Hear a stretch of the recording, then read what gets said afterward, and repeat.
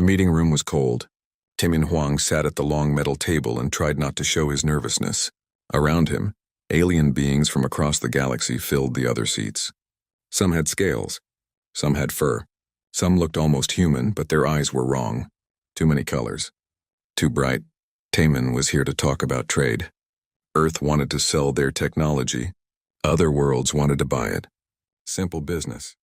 He had done this work for 5 years now. He knew how to smile, how to bow, how to make aliens feel comfortable. That was his job as a diplomat. But something felt wrong today. The Valon representatives sat across from him. They were tall, almost 7 feet, with gray skin that looked like stone. Their leader was called High Regent Vornthax. He wore dark robes that seemed to swallow the light. When he spoke, his voice sounded like rocks grinding together. "Your offer is not acceptable," Vornthax said. Taman kept his face calm. "Perhaps we can find a middle ground. Earth is willing to—" "You misunderstand," the High Regent interrupted. "We do not wish to trade as equals.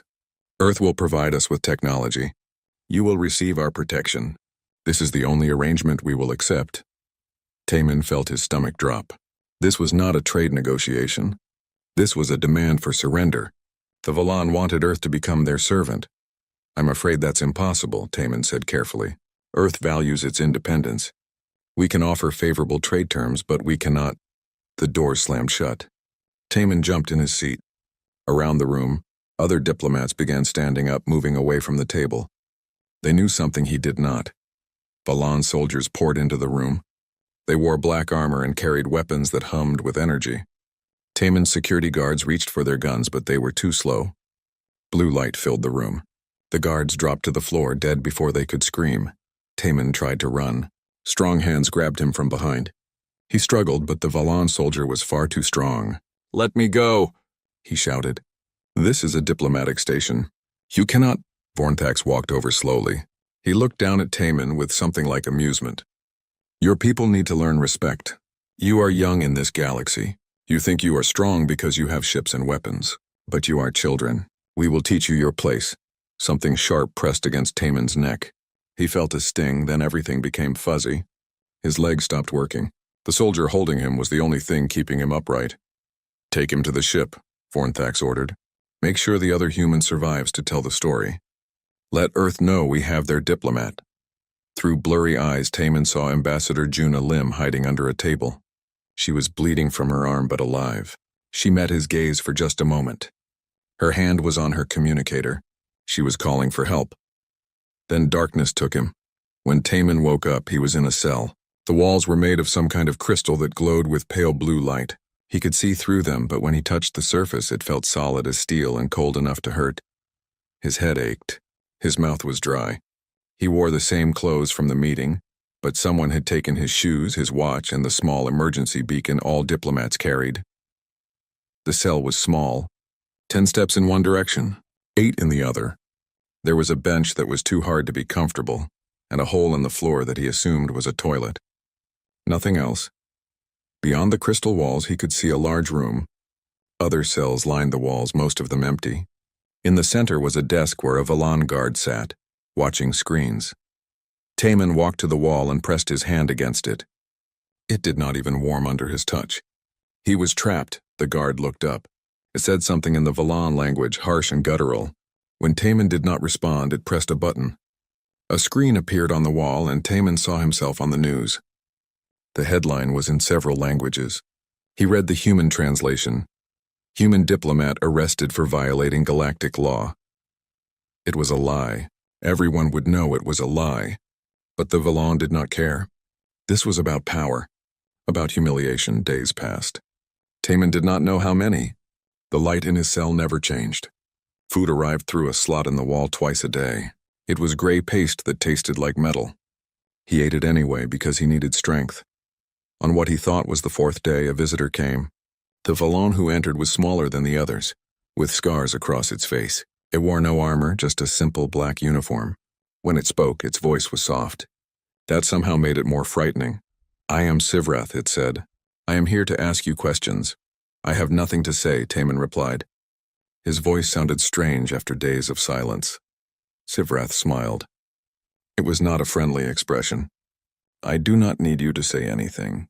I am here to make sure you understand your situation. Your Earth believes it is powerful, but you are far from home. Your fleet cannot reach you. Your government will negotiate for your release. They will pay what we ask. And when you return home, you will tell them that the Valan ascendancy is not to be challenged. Taman looked Sivrath in the eye. You're wrong. About what? About everything. Earth won't negotiate. They won't pay. And they certainly won't let you keep me. Sivrath laughed. Your loyalty to your people is admirable, but it is also foolish. We have studied humans. You are emotional, impulsive. You will do what is practical. You will pay our price and accept our terms in you. No, Taman said quietly. We won't, because humans don't abandon our own. Ever. Sivrath's smile faded. It studied Taman for a long moment. Then it turned and left without another word. Taman sat down on the hard bench. His hands were shaking, but not from fear. From anger. The Valan thought they knew humanity. They thought they could predict what Earth would do.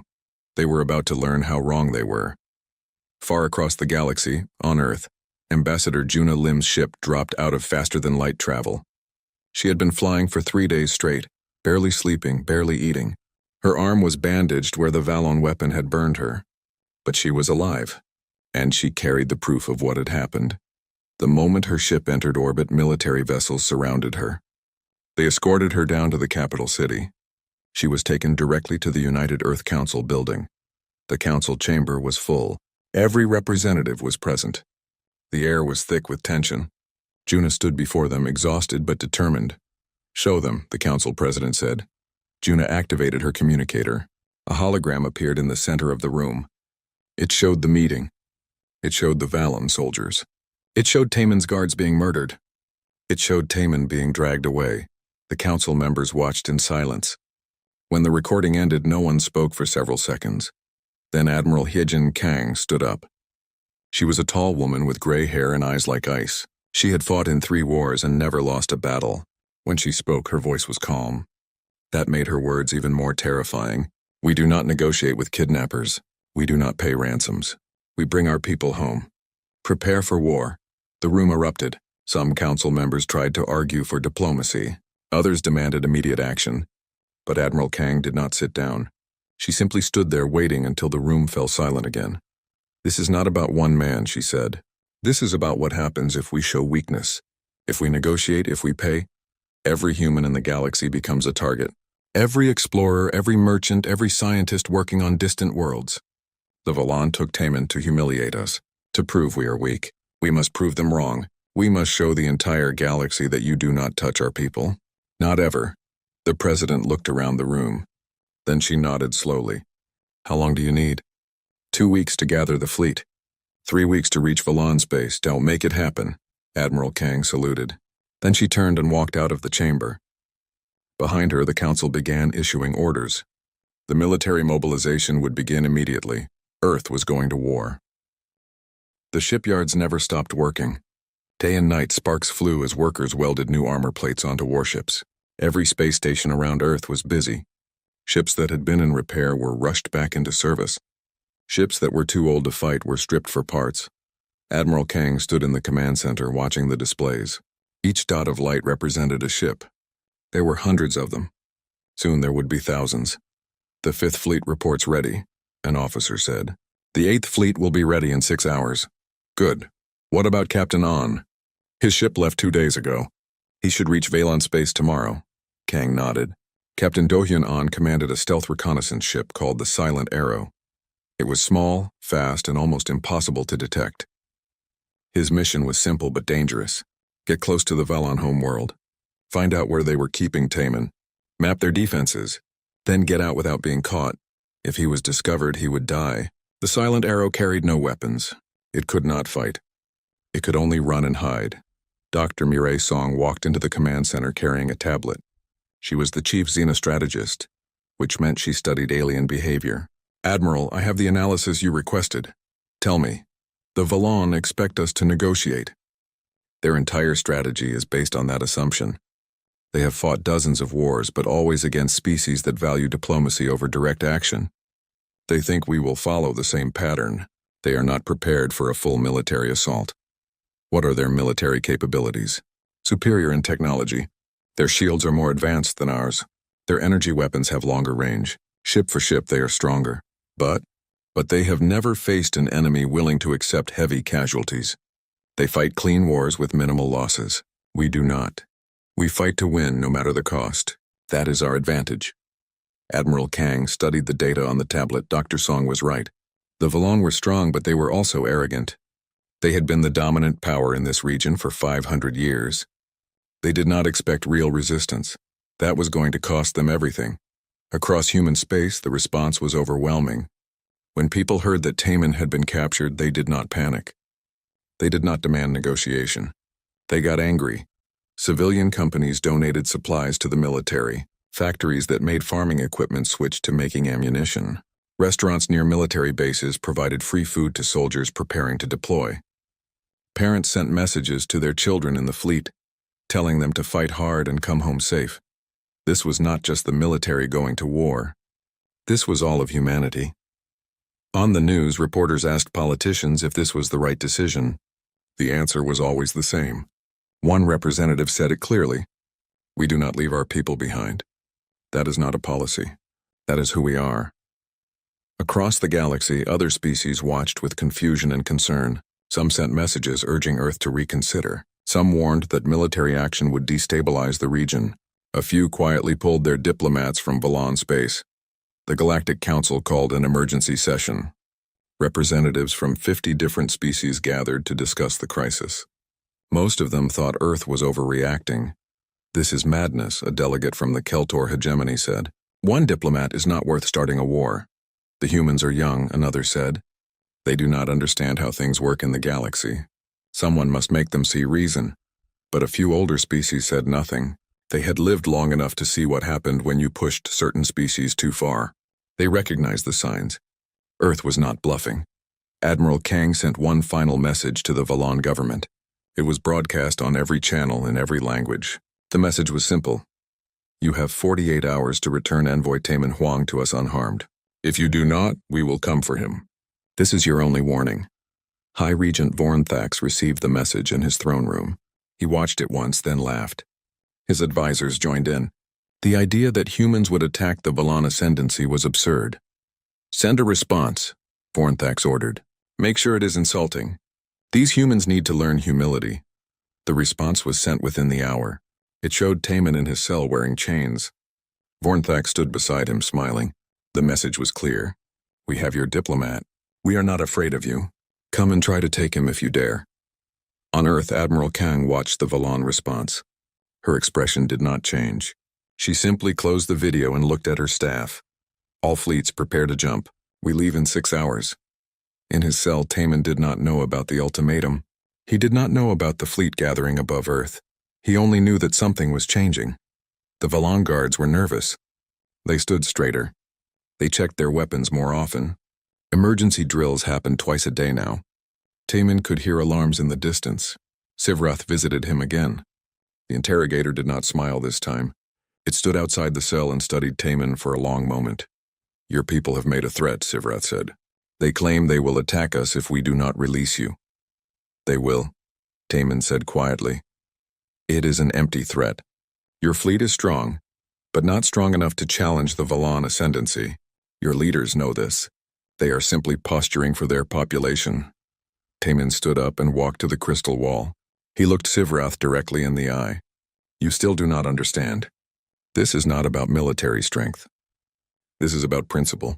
Humans do not negotiate with people who take hostages. We do not calculate the cost. We simply act, and right now every ship, every soldier, every citizen of Earth has one goal. Get me back. That is foolish. Maybe, but it is who we are. Sivrath said nothing. It turned and left. But Taman noticed something. The interrogator's hands were shaking. Good. They were starting to understand. Above Earth, the fleet assembled. 700 warships, 3,000 support vessels, 100,000 Marines. It was the largest military force humanity had ever gathered in one place. Admiral Kang stood on the bridge of her flagship, the Thunder Child. Around her, officers worked at their stations. The main screen showed the rest of the fleet spreading out in formation. This was it. This was the moment that would define humanity's place in the galaxy. They could turn back. They could negotiate. They could choose the safe path.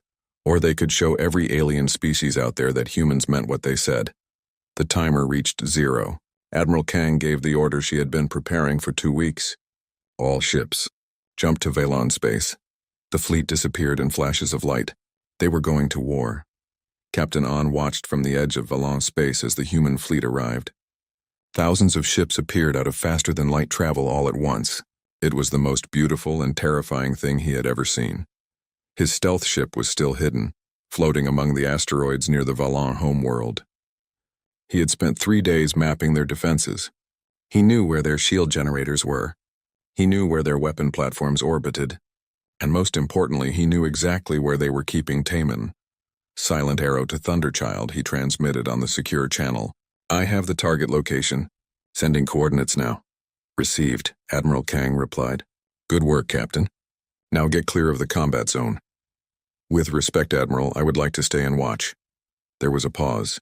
Then Kang's voice came back and An could hear the slight smile in it. Permission granted. Stay hidden. An settled back in his chair. The Valon fleet was scrambling now, moving to intercept the human armada. Their ships were beautiful, all curves and glowing energy shields. They looked powerful. They had no idea what was about to hit them. The battle for Taman Huang was about to begin. The first Valon defense station died in silence. Space had no air, so there was no sound when the missiles hit.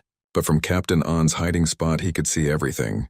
30 human missiles struck the station at the same moment. The shields flared bright blue, held for 2 seconds, then collapsed. The second wave of missiles punched through the metal hull like paper. The station broke apart. Pieces spun away into the darkness. There were 300 Valon soldiers on that station. Now there were none. The human fleet did not slow down. They moved toward the next target. War Master Krelax watched from his command ship. He had been a soldier for 60 years. He had fought in 20 battles and won them all. He commanded the finest fleet in this region of space. He was not worried. Then he saw what the humans were doing, and cold fear touched his heart. The human ships were not fighting like civilized species. They did not form neat battle lines. They did not follow the established rules of engagement. They attacked in groups, 6 or 7 ships focusing on one Valon vessel. When a human ship was damaged, it did not retreat. It kept fighting until it was destroyed. They are using suicide tactics, one of his officers shouted. A damaged destroyer just rammed the shield generator on Station 3. Krelax stared at the display. The officer was right. A human ship with a broken engine had pointed itself at a critical target and fired its thrusters. The collision destroyed both the ship and the station. What kind of species does this? Krelax whispered. All ships engage the enemy, he ordered. Show them the power of the Valon ascendancy. The Valon fleet moved forward. Their ships were magnificent. Sleek hulls covered in energy shields that glowed like small suns. Their weapons could tear through armor from 100 miles away. They were beautiful and deadly, but the human fleet was like a swarm of angry insects. They came from every direction. They used tactics Krelax had never seen before. Small groups of human ships would pretend to retreat, drawing Valon vessels into ambushes. Damaged ships would target important systems, sacrificing themselves to cripple larger vessels, and they never, ever stopped coming. On the Thunderchild, Admiral Kang watched the battle unfold. Her face showed no emotion, but inside her heart was heavy. She could see the casualty reports. 23 ships destroyed, 41 badly damaged, 5,000 crew members dead. But they were winning. The Valon fleet was in chaos. For every human ship lost, 3 Valon vessels were eliminated. The outer defense ring was broken. The path to the planet was clear. Admiral, the Valon are trying to retreat, an officer reported. Do not let them. We need to hold them here until the orbital defenses are down. Yes, Admiral. Kang opened a channel to all human ships. This is Admiral Kang. I know the cost is high. I know we are losing friends and comrades. But remember why we are here. One of ours was taken. We do not leave our people behind. Not today, not ever. Keep fighting. Across the fleet, captains and crews heard her words. They tightened their grips on their controls. They checked their weapons. They prepared for the next wave of combat. No one questioned the mission. No one suggested retreat. Taman was one of them, and they were going to bring him home. On the Valan homeworld, alarms screamed across the capital city. Citizens looked up at the sky and saw flashes of light. The battle was visible even through the atmosphere. Their orbital defenses were being destroyed. High Regent Vornthax stood in his war room surrounded by his generals. They were all shouting at once, suggesting strategies, demanding reinforcements, blaming each other for the disaster. Silence, Vornthax roared. The room went quiet. How did this happen? We were told the humans would negotiate. They are not like other species, one general said quietly. They do not think like we do. We took something of theirs. Now they are taking it back. At what cost? They are losing dozens of ships. They do not care about the cost. That is what makes them dangerous. Vornthax turned to look at the battle display. The human fleet was like a wall of steel, pushing through every defense. His proud armada was being destroyed. Ships that had served the ascendancy for generations were burning wrecks. For the first time in his long life, Vornthax felt real fear. Contact the human admiral. Tell her we will return the prisoner. My lord, that shows weakness. Do it. The message was sent. Vornthax waited for a response. Seconds turned into minutes. Finally, a communication came through. It was not a message. It was a broadcast. Admiral Kang spoke to the entire Valan system, making sure everyone could hear. We gave you a chance to return him peacefully. You chose to mock us instead. Now we are coming for him.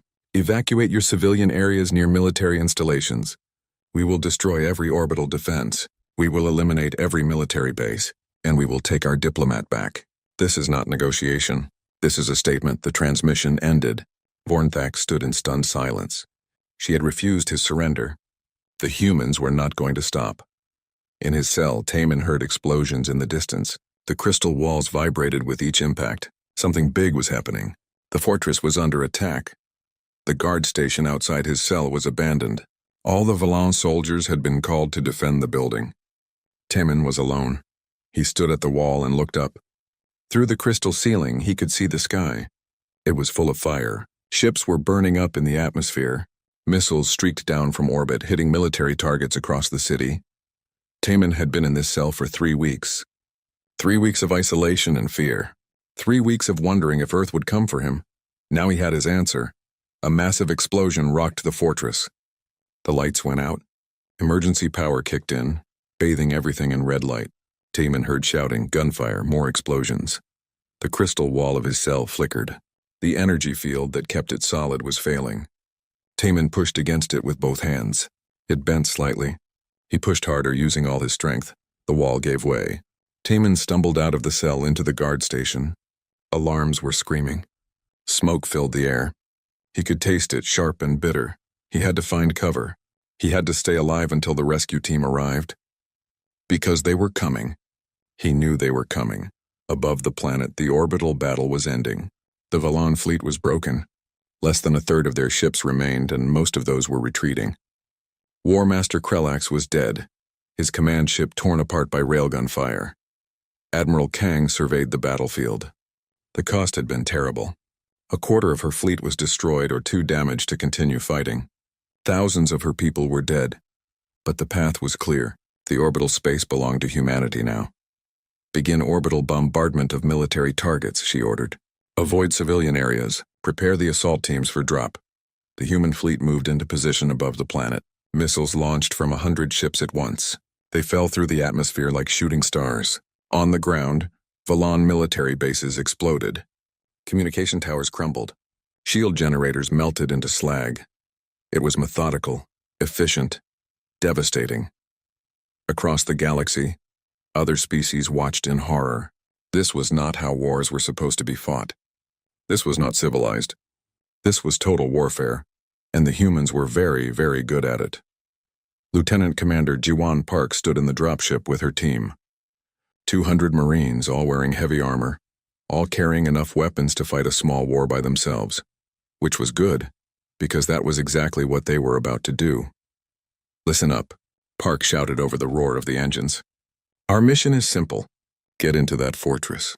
Find Taman Huang, get him out. Anyone who tries to stop us dies. Anyone who surrenders lives. Any questions? No one said anything. They all knew the mission. They all knew the risks. They all knew that some of them would not be coming back. But that was okay, because this was what humans did. They went into danger to save their own. 30 seconds to drop. The pilot called. Park checked her weapon one last time.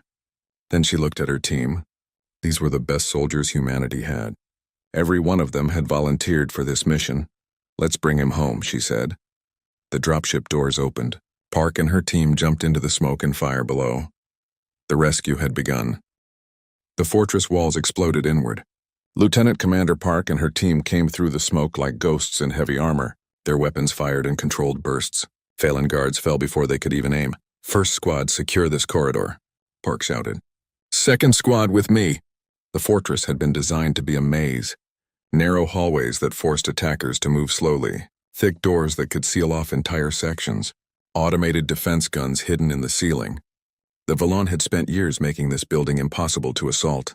The humans did not care. When they found a sealed door, they blew it open with explosives. When defense guns activated, they destroyed them with grenades. When Valon soldiers tried to hold a position, the Marines simply overwhelmed them with firepower. This was not a careful operation. This was a hammer smashing through glass. Park's helmet display showed a map of the fortress. Captain An had sent them detailed information. Taman was being held 3 levels down, in a high-security detention area. The map showed 2 routes to reach him. Park chose the most direct one. They fought through the first level in 15 minutes. The Valon guards were skilled warriors, but they had never faced humans in combat before. The Marines moved too fast, hit too hard, worked together too well. Second level clear, a squad leader reported. 5 casualties. 2 critical, sending them back to the dropship. Acknowledged, Park said. Keep moving. Taman heard the battle getting closer. He had found a small maintenance room and hidden inside. His whole body hurt. 3 weeks of bad food and little exercise had left him weak. But he was alive. He just needed to stay alive a little longer. The door to the maintenance room opened. Taman pressed himself against the wall, ready to fight with his bare hands if necessary. It was Sivrath. The interrogator looked different now, no longer calm and confident. Its uniform was torn. It carried a weapon. There you are, Sivrath said. I have been looking for you. Taman straightened up. He would not cower, not now. Your fortress is falling. Your fleet is destroyed. Let me go and maybe you survive this. Survive? Look what your people have done. They have killed thousands, destroyed our orbital defenses, all for one person. This is madness. No, Taman said quietly. This is loyalty. You took me to prove we were weak. Now we have proven that we are not. We do not negotiate. We do not compromise. We get our people back. Sivrath raised its weapon. The barrel was shaking. Then you will die here and your people will have come for nothing. The wall exploded. Sivrath flew backward, hitting the floor hard. Taman covered his face as debris rained down. When he looked up, he saw armored figures moving through the smoke. Human soldiers. His people. One of them stepped forward and removed her helmet. Lieutenant Commander Park looked at him with sharp eyes. Taman Huang? Yes, he managed to say. His voice cracked. Yes, that's me. Good, let's get you home. On the floor, Sivrath groaned. It tried to reach for its weapon. Park stepped on the Valon's hand, pinning it down. Did this one hurt you? Park asked Taman. Taman looked down at Sivrath. The interrogator had tormented him for weeks, had tried to break his spirit, had threatened to kill him just moments ago. Yes, Taman said, but we have bigger problems. We need to get out of here. Park nodded. She pulled Sivrath's weapon away and kicked it across the room. Then she helped Taman to his feet. Another Marine offered him a spare helmet and a vest of light armor. Can you walk? Park asked. Yes, I'm weak, but I can move. Good. Stay in the middle of the formation. We're going back the way we came. Getting out was harder than getting in. The Valon forces had regrouped. They knew the humans had their prisoner now. If they could kill Taman, the human assault would have been for nothing. So they threw everything they had at the extraction team. The Marines fought through corridor after corridor. Taman stayed in the center, surrounded by armored bodies. He watched as these soldiers, people he had never met, gave everything to protect him. One Marine took a hit meant for Taman. The shot punched through his armor and he fell. 2 others grabbed him and kept moving, refusing to leave him behind. 20 meters to the exit, someone shouted. A massive Valon soldier in heavy armor blocked the corridor ahead. It carried a weapon that looked like a miniature cannon. When it fired, the blast tore through 2 Marines instantly. Grenade! Park threw the explosive perfectly. It bounced off the wall and landed at the Vallon's feet. The soldier had time to look down before the explosion threw it backward. The team rushed through the opening. Taman could see daylight ahead. The exit was right there. They were going to make it. Then something hit him from behind. Pain exploded across his back. He fell forward, his legs suddenly not working. Strong hands caught him before he hit the ground. Man down. Taman is hit! Park appeared beside him. She rolled him over carefully. Where are you hit? My back, Taman gasped. I can't feel my legs. Park checked the wound quickly. Her face was grim. The vest stopped most of it. You have some burns and maybe a broken rib. Your legs will come back. Can you hold on? Yes. Good. She picked him up like he weighed nothing. Move! Double time to the extraction point! They burst out of the fortress into chaos. The city around them was burning. Vallon soldiers were everywhere, but so were human Marines. Dropships filled the sky, providing cover fire. One landed nearby, its doors already open. Park ran for the ship, still carrying Taman. Bullets and energy blasts filled the air around them. A Marine to their left fell. Another kept running despite being wounded. They all made it to the dropship and threw themselves inside. Go! Go, go, Park shouted. The dropship lifted off. Through the open door, Taman could see the fortress growing smaller. They had done it. They had actually done it. On the Thunderchild, Admiral Kang received the message she had been waiting for. Admiral, extraction team reports mission successful. Taman Huang is secured and en route to the flagship. He is wounded but stable. Kang allowed herself a small smile. Acknowledged. Recall all assault teams. Begin withdrawal from the planet. What about the remaining Vallon military installations? Destroy them. All of them. I want to make sure they remember this day. The human fleet opened fire one last time. Every remaining Vallon military base on the planet was targeted. Orbital strikes fell like rain. When it was over, the Vallon Ascendancy's military power was broken. High Regent Vornthax watched from his command center. His empire was in ruins. His fleet was destroyed. His military was crippled, and all because he had taken one human diplomat. He had thought he was teaching humanity a lesson. Instead, humanity had taught the galaxy something far more important. Never take one of their own, because they will come for them. And they will burn everything in their path to get them back. Taman was taken to the medical bay immediately. Doctors worked on him while Admiral Kang stood nearby. The wound was not as bad as it had first seemed. The armor had done its job. He would recover. When the doctors finished, Kang approached his bed. Taman tried to sit up, but she gestured for him to stay down. Admiral, Taman said. His voice was hoarse. I'm sorry. So many people died because of me. Kang shook her head. They did not die because of you. They died doing what humans do, protecting our own. The cost of abandoning you would have been far higher. Every human in the galaxy would have become a target. Now the galaxy knows. You do not touch our people. Still, I wish there had been another way. So do I. But there was not. Rest now. We are going home. The fleet began its journey back to Earth. Behind them, the Vallon homeworld burned. It would take years for them to rebuild, decades to recover their military strength. And they would never forget what happened when they captured a human. Neither would anyone else in the galaxy. The fleet jumped back into Earth space exactly 3 weeks after they had left. Every ship was damaged. Some were barely holding together. But they had all come home. And they had brought Taman with them. News of the victory had arrived days earlier. Now as the fleet approached Earth, millions of people watched from the ground. The ships were battered and scarred. Over 100 vessels were missing. But the mission was complete. Taman stood in the observation deck of the Thunderchild looking down at his home world. He had spent 3 weeks in captivity, thinking he might never see Earth again. Now here it was, blue and beautiful and safe. Admiral Kang joined him at the window. She looked tired. There were new lines on her face that had not been there before. How are you feeling? She asked. Better? The doctors say I will make a full recovery. Good. You will need your strength. The council wants to hear from you. So does the media. Everyone wants to know what happened. Taman nodded. He knew there would be questions, investigations. People would want to understand why this war had been necessary. What will you tell them? He asked. Kang was silent for a moment. The truth. That we do not abandon our people. That the cost of showing weakness would have been far higher than the cost of this war. And that the galaxy now understands what it means to cross humanity. The memorial service was held a week later. Thousands gathered in the capital city. The names of every person who died in the Valon War were read aloud. It took hours. Soldiers, ship crew, medical staff. All of them had given their lives to uphold a principle. Taman attended in his formal diplomatic uniform. He stood with the other survivors and listened as each name was called. He knew some of them. The guards who had died trying to protect him at the station. The Marines who had fallen during his rescue.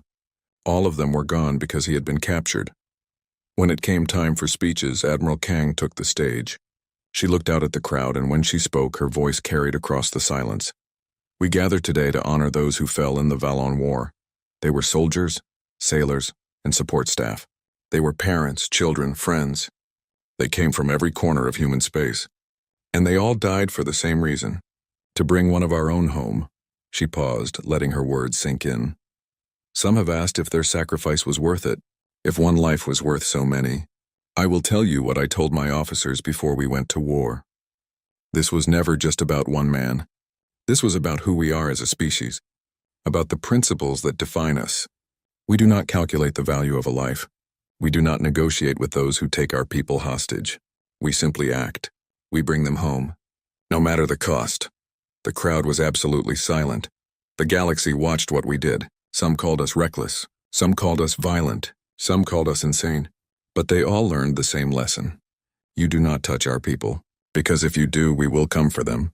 We will move heaven and earth. We will fight through any obstacle, and we will bring them home. Kang stepped down from the stage. The crowd stood in respect. And then slowly they began to clap. It was not a celebration. It was acknowledgement. Recognition of what had been done and why. Across the galaxy, the impact of the war spread like ripples in water. The Valon ascendancy was broken. High Regent Vornthax had been removed from power. His people sued for peace, offering reparations and promising never to threaten humanity again. But the real change was in how other species viewed humanity. Before the war, humans had been seen as young and naive, aggressive but not truly dangerous. That perception was gone now. The Keltor hegemony sent a formal request for a military alliance. The Dorvan Collective opened new trade negotiations with much better terms than before. Even species that had been hostile became cautious and respectful. Dr. Mireille Song presented her analysis to the United Earth Council. The war accomplished something that centuries of diplomacy could not. We have established ourselves as a major power, not because we are the strongest or most advanced, but because we demonstrated absolute commitment to our principles. Other species understand now that humans mean what they say. Ambassador Juna Lim returned to diplomatic service. She found that negotiations were different now. When she spoke, other species listened. They remembered what happened when humans were crossed. Her words carried weight because everyone knew the military might backing them. At a conference 6 months after the war, a delegate from another species approached her during a break. "Tell me something," the alien said. "Would your people really do it again? Would they wage another war for a single captured human?" Juna did not hesitate. "Yes, without question. Every time." The delegate studied her for a long moment. Then it nodded slowly. "I believe you. And that is why no one will try." Taman struggled with his return to normal life. The medical staff had healed his physical injuries, but the psychological scars took longer. He had nightmares about the cell, about Sivrath, about the moment he thought he would die before rescue arrived. The council offered him a desk job. Safe work on Earth where he would never be at risk again. He turned it down. "Why?" the president asked. "After what you went through, no one would blame you for wanting to stay home." Taman looked her in the eye. "Because people died to get me back. The least I can do is make sure their sacrifice meant something. I need to be out there working for peace, so that no one else has to go through what I did." So he returned to diplomatic service, but he was assigned to human-controlled space, working with colonies and outposts, building relationships, strengthening bonds, making sure that humanity remained united and strong. Admiral Kang continued to lead the fleet. The war had changed her too. She had ordered thousands of people into battle. had made the cold calculation that their lives were worth the message it would send. She would carry that weight for the rest of her life, but she also knew she had been right. The Valan War had established humanity as a force to be respected. More importantly, it had proven that Earth would never abandon its people. That principle was now known across the galaxy. Lieutenant Commander Park received a promotion and command of the Elite Special Operations Division. Her team had become legends, soldiers who could be deployed anywhere, anytime to rescue humans in danger. They trained constantly, ready for the next crisis, because everyone knew there would be another crisis someday. The galaxy was a dangerous place, but now at least everyone knew the rules. Touch a human and you answer to all of humanity. 5 years later, a young alien student studied the Valan War in a history class on a distant world. The instructor was an old scholar who had lived through many conflicts. This war was unusual, the instructor explained. Most species fight for territory, for resources, for power. The humans fought for none of those things. They fought for a principle. The student raised a tentacle. Was it worth it? So many died for one person. The instructor was quiet for a moment. The humans would say yes, because to them it was never just about one person. It was about loyalty, about never abandoning their own, about sending a message that would protect all future humans across the galaxy. Did the message work? Look at the historical records. In the 5 years since the Valan War, not a single human has been captured or held hostage by any species. Before the war, there were dozens of incidents every year. The message worked. The student thought about this. So the humans are dangerous? Yes, but not in the way you might think. They are dangerous because they are loyal, because they will sacrifice everything to protect their own. Other species might be stronger or more advanced, but humans are the ones you truly do not want as enemies, because they never give up, they never back down, and they never ever leave anyone behind. On Earth, Taman stood at the memorial wall where the names of the fallen were carved into black stone. He came here often, especially when he felt overwhelmed by the weight of what had happened. Admiral Kang found him there one evening. She stood beside him in silence for a while. "Do you still have doubts?" she asked, sometimes. "When I look at all these names, all these people who died because of me, they did not die because of you. They died because they believed in something bigger than themselves. They died proving that humanity will never abandon its people, and because of that, thousands of humans across the galaxy are safe today. You honor their memory by understanding that." Taman nodded slowly. He placed his hand on the memorial wall, feeling the cold stone under his palm. These people had given everything for him. The least he could do was make sure their sacrifice meant something. He turned to face Kang. "Thank you. For coming for me. For never giving up." Kang smiled slightly. "That is what we do. That is who we are. And the galaxy knows it now." They stood together at the memorial as the sun set. Around them, the city of Earth continued its daily life. People went about their business. Children played. Life went on. But across the galaxy, on 1,000 different worlds, everyone remembered the same lesson. Humanity had proven something important. They were not the strongest species. They were not the most advanced. But they were the most loyal. Cross one human and you answer to all of them. That was the message of the Valan War. And it was a message that would never be forgotten.